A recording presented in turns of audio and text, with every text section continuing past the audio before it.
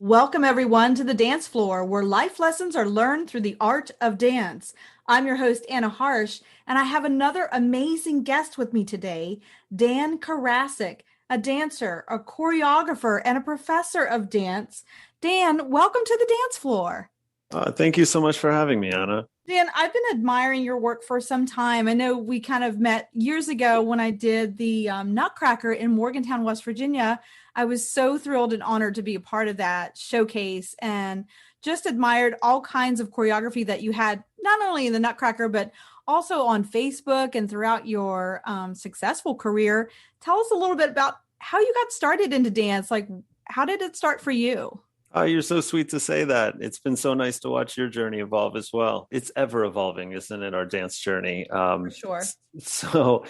For me, my dance journey, I started, I would say choir was my sort of gateway to the arts. I don't come from an arts family. I don't have a real influence within my sort of family structure that really pulled me that way. But I found the individuality and the creativity, the group communal, the effort there to just be so beautiful. And that sort of led me to musicals, and musicals sort of led me to dance. And I fell in love with the exquisite beauty and simplicity of ballet, the classicism. I love tradition. I love history. And in my time as a dancer, I just really got into the lineage of the parts, the tradition of choreography, the sort of structure with which ballet is set up on. And I know you've been working on several pieces and several projects in the last few years, but there's a special piece that you've been working on lately. Tell us the name of that and a little bit about that. So Le Spectre de la Rose is a dance film.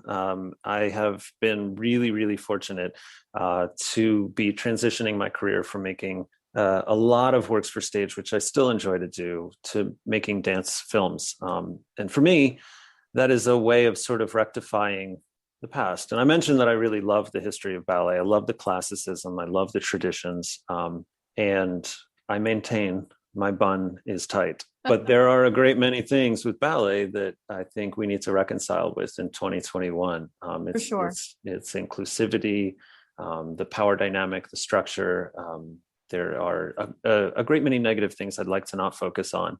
Sure. In effort to fix some of those things, I have taken the opportunity to reimagine ballets as I've seen them. So my most recent film, Le Spectre de la Rose, reimagines the traditional ballet, where a young girl comes back from a ball and is tired from the events of being a ball. A man jumps through her window as she dreams and dances with her, kisses her, sets her back in the chair, and leaves. So without outlining some of my issues with this storyline, I have set to motion a short film, a short dance film, which revolves around individuality, which revolves around humanity and struggling with having, a tether. Each one of the girls in the film, of which there are three, has a tether, something that holds them back from a reality they would otherwise really enjoy to engage in, right? A life that they feel might be more meaningful, a life that might feel more freeing.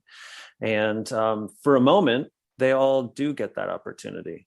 And just for a moment, until the film sort of pulls back on itself without giving away too much. How did you write the story for the film first, or did you outline it? What was your process like to create it? Beautiful, beautiful question. So I have some many mentors that really pushed me to the conventions of filmmaking. And even I think coming from ballet was really beneficial, because there's such a structure about it, in a way that's, if, first you do this and next you do that. And if you don't do this first, you don't do that next. Well, I was in a mood to break some rules, I think, and sort of move in a way that I saw would be beneficial to my vision. And after some research and a lot of thought, I sort of went about things in a way that was untraditional for film. So conceptually, I developed an idea, right, that I was going to work with three women who have tethers, right? There's something that tethers them, some part of their life that they are otherwise unable to control, as a source of dissatisfaction. I thought that would be their internal conflict. what I was interested in is sort of moving away from being very prescriptive in nature, sort of bringing these women into the studio and saying, here's what you're going to do, here's how it's going to be done. As a choreographer, it's not lost on me that I am a cisgender white male who is putting oftentimes women on display. And that is a very specific lens to look through. So in order to give these women some agency and some control over their storyline, over their narrative, we spent roughly half of our process just talking about what we thought this would look like. Well, and that's not usually a process that a choreographer does with dancers, is to give them a dialogue. Hey, what do you guys think about this movement? Or what would you do here? How would you answer this question? Sure. Well, without exposing too much of my negative, I think that to be a woman in ballet is to be deeply submissive. And that's not a dynamic that I'm interested in. In fact, that's one that I'm very passionate about changing. So I think to give some control to these women that were involved was really, really liberating. I felt like I was breaking a rule in a way that I could celebrate. Even the choreography wasn't really prescriptive. I said, what do you think we're doing here? And we sort of dissected it and talked about tangents, sort of ways that they could engage and say, you know what, right now, based on where I am in this space on the set or in the outdoors on location, I feel like this is a moment that's happening, right? So we talked a lot about it, and without worrying too much exactly what the narrative storyline was, I worked to capture the shot the way I thought I could see it based on our conversation. And then we played a little bit, right? And I said, so respond to me. So now I'm your dance partner. The lens is it. And your choice to focus on the lens, focus on yourself, or focus on the environment then becomes your choice. And all of those things add some context. So I ended up with an extraordinary amount of footage. I ended up with a shot list, and then we shot. And after, and only after, I looked through all the footage, which was an extraordinary task in itself. I bet that's a very long process to look through all the footage. Sure. And just to have that many takes and to experiment, then to play a little bit, to say, okay, so now I'm just going to get, your hands, or I'm interested in, I explored close up, I explored reverse footage and slow motion. These things all in a way added context to the film at large. If, for example, close up is really intimate thing, in film, you can be really close to somebody without it being terribly awkward. And that's something we can't do on stage. Exactly. We can't do that for an audience live on stage. So it's really interesting for dance film to, like you said, take that perspective of what does it mean to be intimate, really close to the camera? What does that mean to you as an audience member? How do we view that? And then also to the dancer, what does that mean for me? Sure. The camera is the eyes that the audience, the observer is looking through. So you're placing them in the scene, hopefully in a thoughtful and careful way. And to just speak about close up for a second, I mean, my gosh, what an intimate way of building sort of tension that you can only get in film. And in close up, there's a micro choreography of the face, of the body, of the fabric and movement of all of these things. So you get to really examine this sort of infinite immensity that these little things have in a way that we don't really stop and focus on in our real life. We don't go up to things and say, I want to get really close to this person's face or their shoulder or let's see how this fabric looks or this element of the set. That's true. There's different choices and decisions to make when you're making dance on film than dance on a stage. For sure.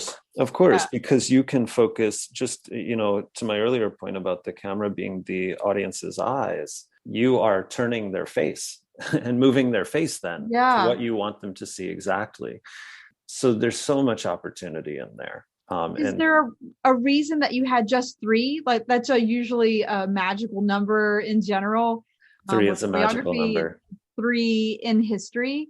Sure. That just why you chose it, or is there a different reason? Sure. Three for me is a really powerful number. You get that sort of triangle effect where you bounce around from one thing to the next. When you start to add four, it has a different feeling and rhythm, and five, you start to get into this circular energy. I Yeah. feel like, and I'm becoming the theory head.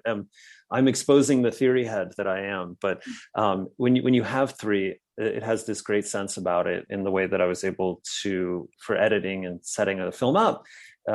It's this triptych of energy Mm-hmm. where each character provides context to the next. So one character had a real emotional tether, and one had a physical tether, and one was tethered by the conventions of society. So they each had these different things that they were working to sort of rail against or find a way out of it. And Wow. it And I felt know, like the right number. Yeah. yeah, well, three is very aesthetically pleasing, and I know design and artwork and that sort of thing. And then for me, a lot of the dances that I've researched from Italy, it's Father, Son, and Holy Spirit. So the Trinity, that three comes into play as There well. we So I've done a go. lot of trios for my company as well. So yeah, it's very interesting. And you're right, four is like it's not the same vibe, Sure. and five is it. Yeah, it goes around in a circle. You're right.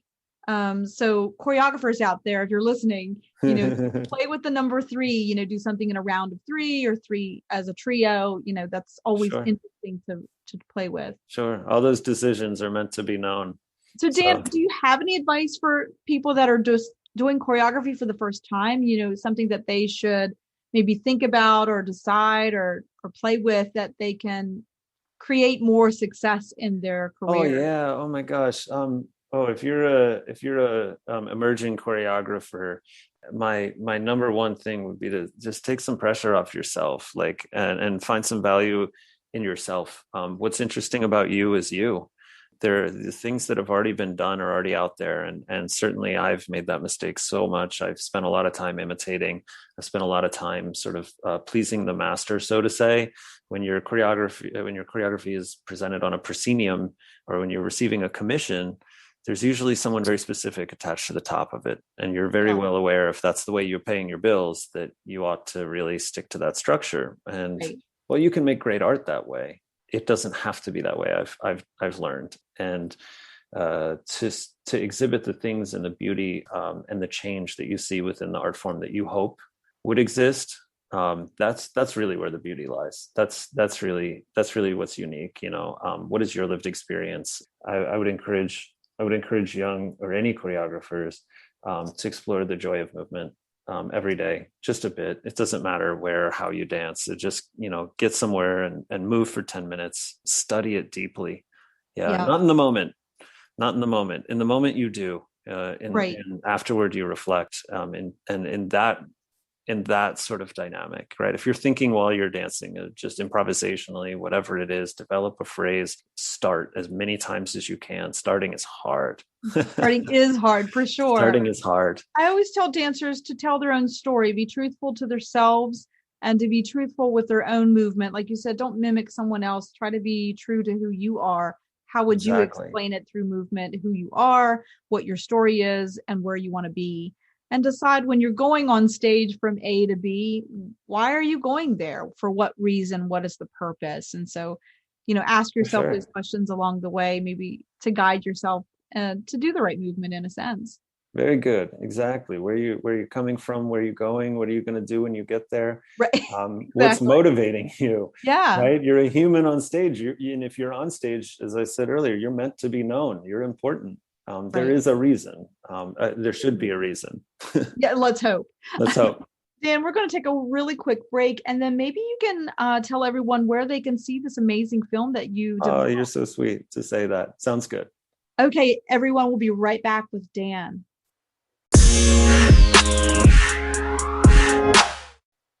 Welcome back, everyone. We're here with Dan Karasik and his amazing new dance film that he's been telling us about.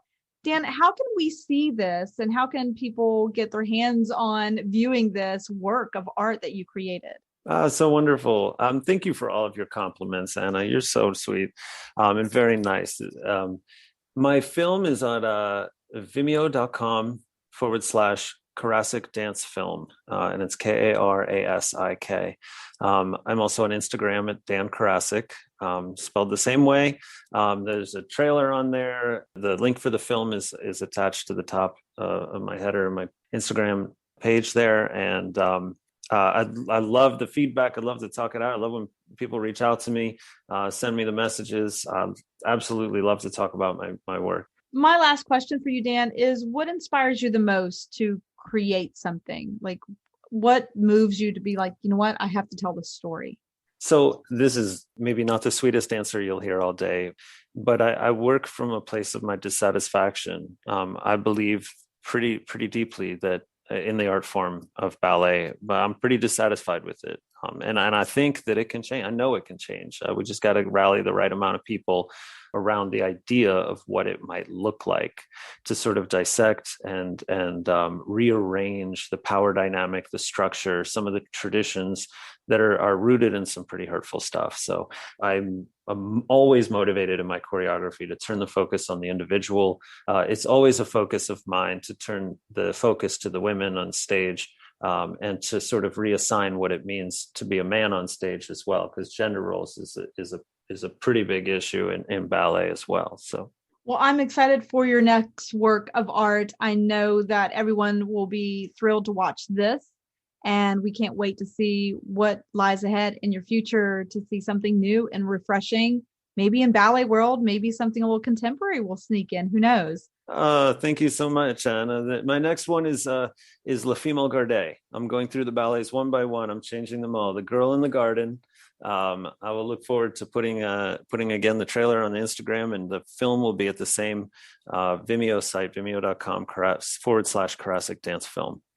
Love it. I look forward to seeing it and seeing more stories being changed like that. I think that's really courageous of you and really interesting. I can't wait. I look forward to something new and refreshing to watch. Oh, so great. Thank you so much, Anna. You're welcome. Thank you, everyone, for joining us today on the dance floor. Don't forget to like, share, and subscribe. I'm your host, Anna Harsh. And until next time, keep dancing and moving on the dance floor.